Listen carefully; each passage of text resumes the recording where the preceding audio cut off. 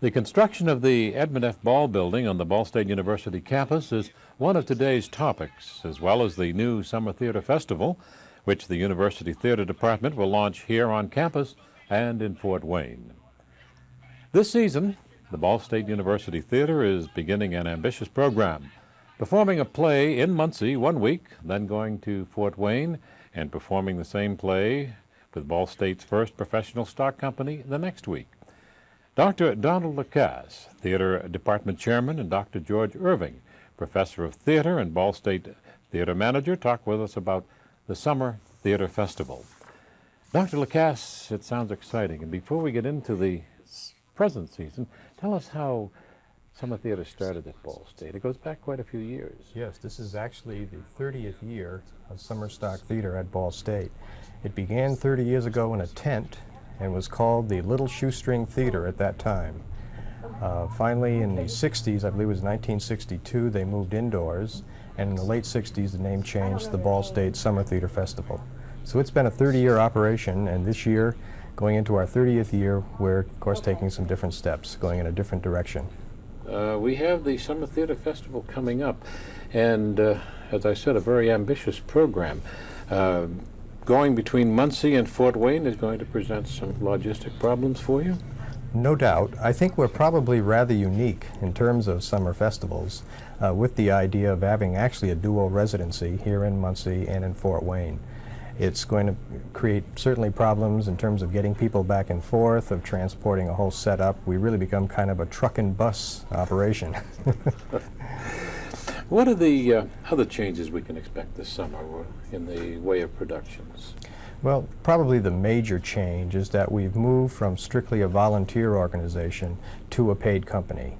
This year, for the first time, we are bringing actors, technicians, designers, all the support personnel.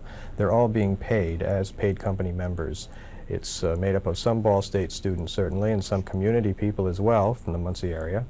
But a number of people are also from the greater Midwest area and even as far away as Dallas, Texas, and Florida. Dr. Irving, how did the arrangement with Fort Wayne come about?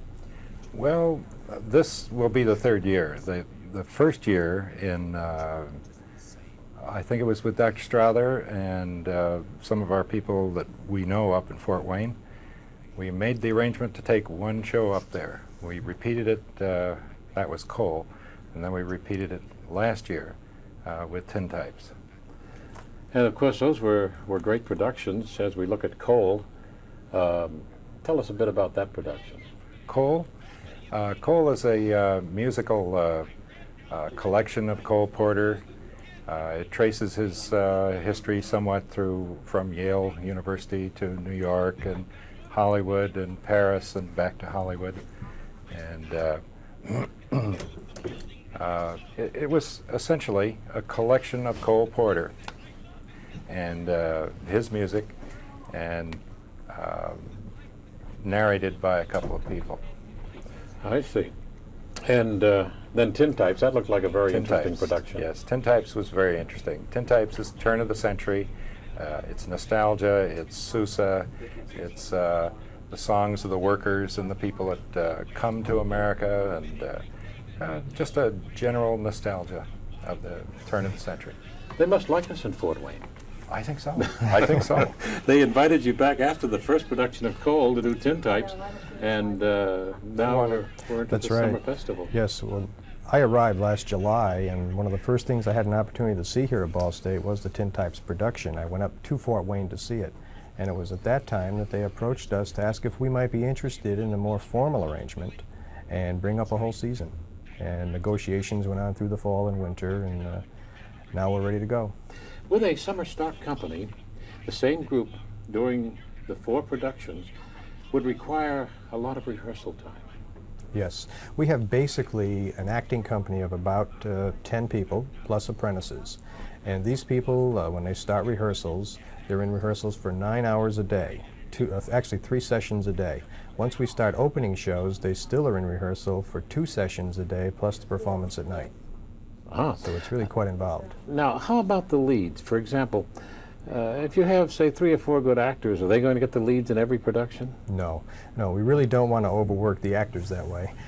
Generally, a person will maybe do 1 lead or 2 leads over the course of a summer. It's why we keep the actual company small enough where each of the actors gets some very good roles through the 4 plays. Good. Dr. Irving, what are the 4 plays? The 4 plays are Blithe Spirit by Noel Coward, 10 Little Indians, which is that fine old mystery by Agatha Christie, The Pajama Game, one of the fun standards of the musical theater, and Chicago, which is a musical vaudeville. You kind of vary it. You always Yeah. have musicals and dramas. And We've even had seasons where we had bookend musicals, one at the beginning and one at the end. Ball State Theater is now in its 25th year, and you as manager know better than anyone that it's a well-designed house.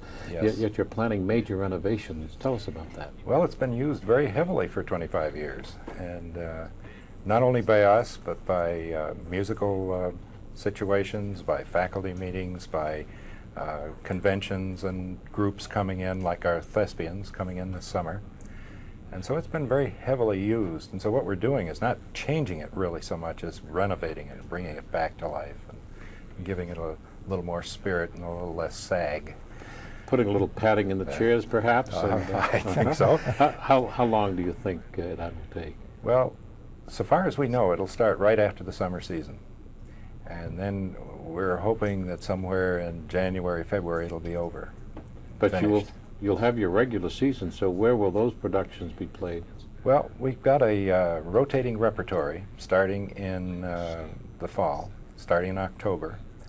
And there will be 3 shows, Servant of Two Masters, to Jillian on her 37th birthday, and the other one is The Glass Menagerie. Glass Menagerie. Mm-hmm. And they'll each have 8 performances, but they will be moved around so that you can come a week and see all 3, or you can come 3 weekends or 3 Thursdays and see all 3 shows, and that will be in the fall. Then there will be a musical in the early winter, and then we'll just sort of stand over the workers in the theater and urge them onward. But they will be played where? In the studio theater. In the studio theater. Theater 100, studio theater. Theater 100. What's the difference between a summer stock company and a repertory company?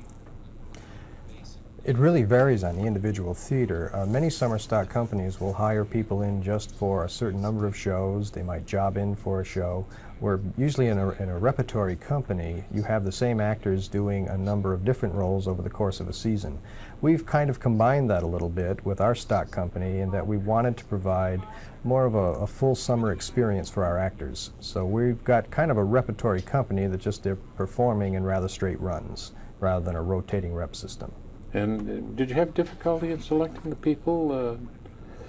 Or was it fairly easy to find enough qualified actors? There was really a great deal of talent that did go through the audition process. If anything, it was hard to decide which ones to use. And one of the pleasantest experiences about the casting of the summer company was that we actually got all of the actors that we had wanted. We didn't get a turn down from any actor. I think they were just fascinated by the idea of a duo residency and the variety of the season. Are some of them professional actors? Most of them are professional in the sense that they make money acting. We are a non-equity company. Really, non-equity means non-equity meaning it's non-union. That's correct. But most of these people are younger actors who are either just getting ready to make that jump into the profession or are in professional training programs. How many Ball State students, faculty or staff, would be in a Ball State production? As actors, probably right around half, maybe a little less than half. But given the total company, Ball State students and faculty make up over half the company. And you use people from the Muncie community in your regular productions? That's correct. Theater? Mm-hmm. Yes. Good. Talking about theater, the productions in Fort Wayne will be in the Folinga Theater. Mm-hmm. Tell us about that. That's an interesting theater. I haven't been up there in a long time. As a matter of fact, I don't think I've seen the new structure, but I understand it's a sheltered stage and a sheltered auditorium, and it's pretty much open on the sides. so that you can get any vagrant breezes coming through to cool people off. I'm looking forward to going up there and seeing it. It's an outdoor theater built for summer productions? Yes, it's in the, I believe it's in the local children's zoo. Franke Park, I believe, is the name of it. And it is an open-air structure, and that there are no sides to the structure, but the whole stage and auditorium section are covered. So in case of rain, we can still perform. Okay. And I understand it seats about 2,000 people. Will you get an audience of that size? Probably not. It's really quite large, and that was one of our concerns when we started talking about it. But seeing how Tintypes, which is really a small musical, it's not a large musical, played so well in the space, and they kind of restrict the seating. So you may have a 2,000 seat house, but it's kind of restricted down to about 1,000. Mm-hmm. And the first production opens here in Muncie, and that date is? The 3rd of July. The 3rd of July. Here. Yes. And so there would be the 11th. The 11th in Fort Wayne. So will there be something performed in Muncie when there is a production in Fort Wayne? No, we'll be taking a week between, so that our patrons, for example, those who want to subscribe to our own season, they don't have to commit a full month. They are actually committed to every other week. So there'll be a week's breather in there for our local patrons between shows. Is this the only arrangement of its kind in the state between a university and another community that you know of? As far as we know, Yeah. yes. Mm-hmm. And how much cooperation are you getting from Fort Wayne? Tremendous amount of cooperation. Fort Wayne is responsible for promoting the productions, for handling some of the logistics up there, and they've really been just wonderful in helping us out. That, and I really should mention the cooperation of the School of Music here. We really could not perform this summer festival if we didn't have the wonderful support that we do have from the School of Music. There's a lot of, your plays have to be good and well performed because there's a lot of competition for time. Yes. In the summer. That's right. How well attended in the past of our summer productions? Well, we've had some very good attendances. Sometimes it gets a little low, but then sometimes we have a lull towards the end of the summer when people are saying, oh boy, September's coming, it's going to be back to school time. Let's go off and hunt and fish and swim and play for a while, and maybe we'll catch the show. But our attendances have been good. That's good. And you've got some productions this year that are going to catch their attention, and they will attend. Good. Gentlemen, thank you very much for being with us. Thank you. We've been talking with Dr. Donald LaCasse, Theater Department Chairman at Ball State University, and Dr. George Irving, Professor of Theater and Ball State Theater Manager. We'll be back in just a moment to talk about the new Edmund F. Ball building. Next Friday, June 20th, 1986, Ball State University will break ground for the Edmund F. Ball building. With us to talk about the new building is Bob Mantock, Director of Facilities Planning and Management at Ball State University, and Marie Fraser, Director of Public Information Services for the university. Ms. Fraser, explain how the Ball State Board of Trustees decided on the name of the new building. At the May 23rd Board of Trustees meeting, the board decided to name this communications building for Edmund F. Ball for several reasons. One, he has been a member of the Ball State University Foundation Board of Directors for 34 years, which is a continuous service since the foundation was organized. Secondly, several years ago, he gave the university the use of his childhood home on Minnetrista Boulevard for adult and community education programs, the Minnetrista Center. But most importantly, in terms of this building, it's his dedication and his work in the field of public television, both at the local, the state, the national level. What has been his interest in public television? Well, it dates back almost 20 years. In the late 60s, he served on the executive board of the National Association of Educational Broadcasters. And then in 1971, when Channel 49 came on the air, he was named to the executive board, board of directors of the Eastern Indiana Community Television, Inc., and has served continuously. And although he's now retired, he still continues to come to the meetings. But he has served at state level, and he's at the national level. And of course, in the 70s, he served on a board of public broadcasting service as a vice president.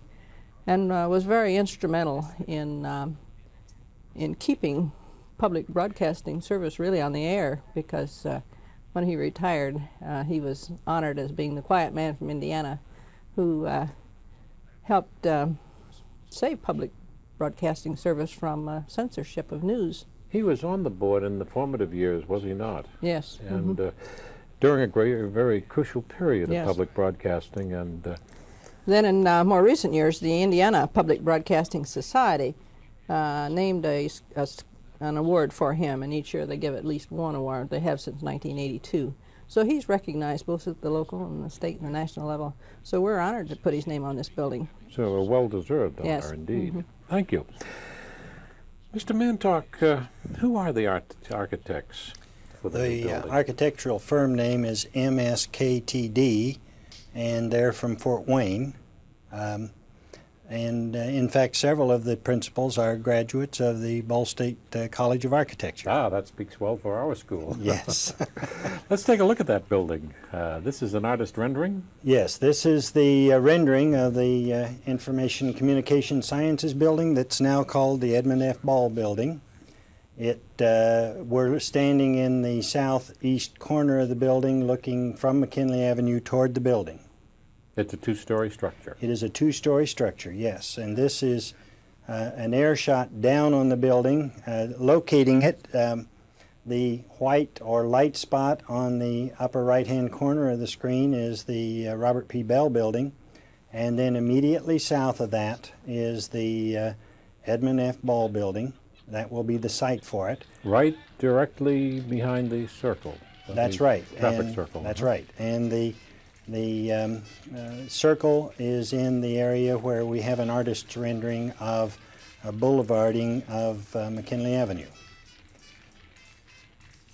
And okay, and this completion date is going to be when for the building? Yeah, we would expect to be moving into the building in the fall quarter of 1988. And this is another terrace type. Yes, this is the terraced entrance coming into the what we are calling the main street of the building.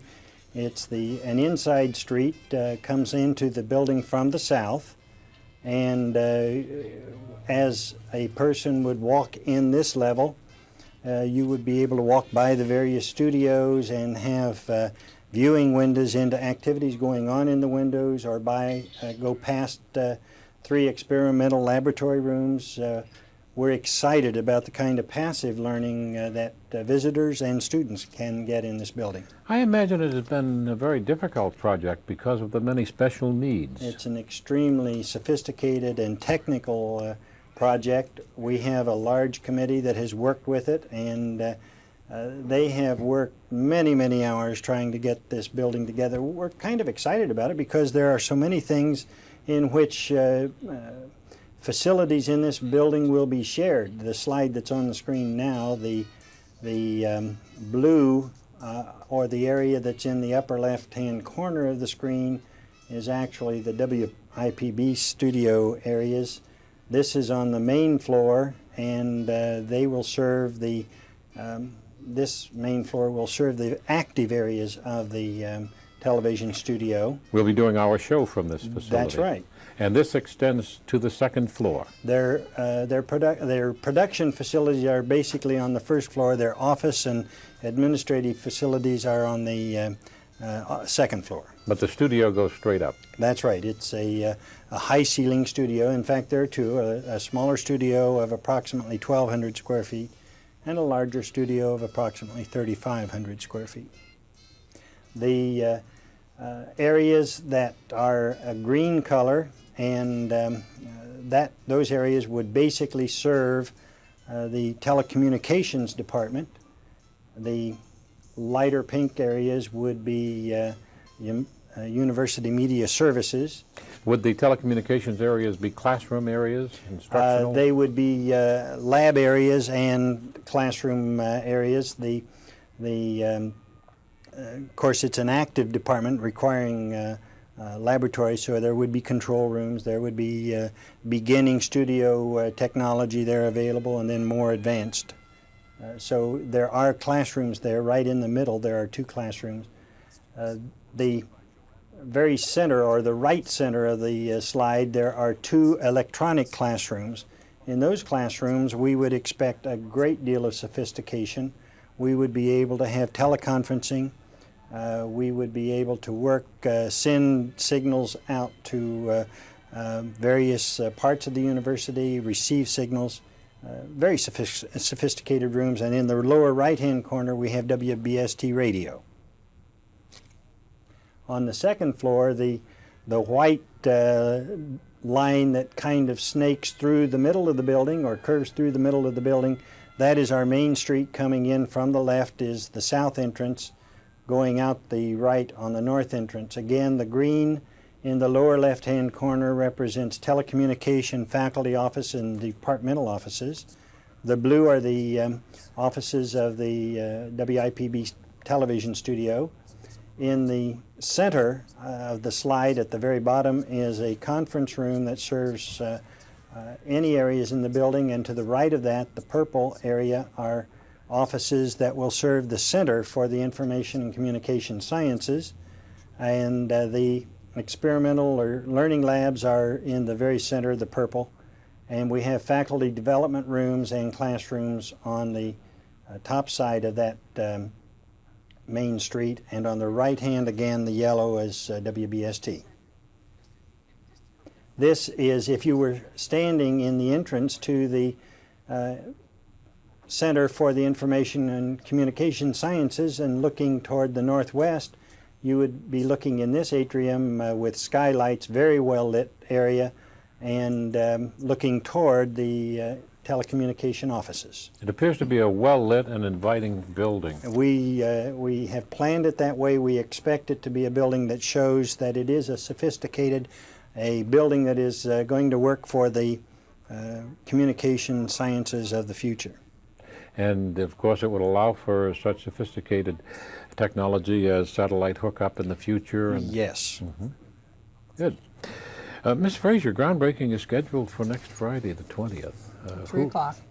Who will be on the guest speaker list? Well, in addition to the Ball family, and incidentally, Mr. Ball will not be able to be present, but his wife, Virginia Ball, will speak for him. There will be members of the Board of Trustees who will be on the campus. President Worthen will be presiding. And Miss Ball, Mrs. Ball, Virginia Ball, yes, going to speak for Mr. Ball. She will represent the family. And incidentally, she's very active in national public radio. So, and will receive an honorary degree at our August commencement. The members of the legislature, Speaker of the House, Bob Daley, our local representatives, Hurley Goodall and Ailey Craycraft, and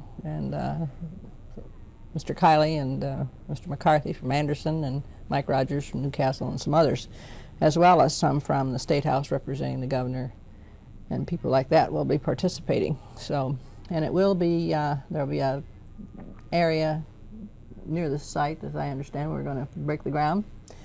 And there'll be a tent where all these pictures that we've just seen, the boards will be up, people can see them. If it should rain, we'll get under the tent and break the ground anyway. I don't know when a new building has created so much excitement on campus. Well, that's true, because this is a state-of-the-art building, and we've been planning for it for a long time. And I think it's pretty well known that WIPB badly needs space. WBST certainly needs space. University Media Services certainly needs space. And the new Institute for Information Communication Sciences is new, but it too needs space, and it brings together all these related areas, plus some phases of marketing, library and information science, and so on, all under one umbrella where they can use the state-of-the-art equipment. It's a great building. And probably one of the most modern buildings of its kind. Yeah, it's $8.1 million. Yes. Good. Thank you very much. Our guests have been Bob Mantock, Director of Facilities Planning and Management at Ball State, and Marie Fraser, Public Information Services Director for the university. This is Jim Nickerson. Thank you for joining us.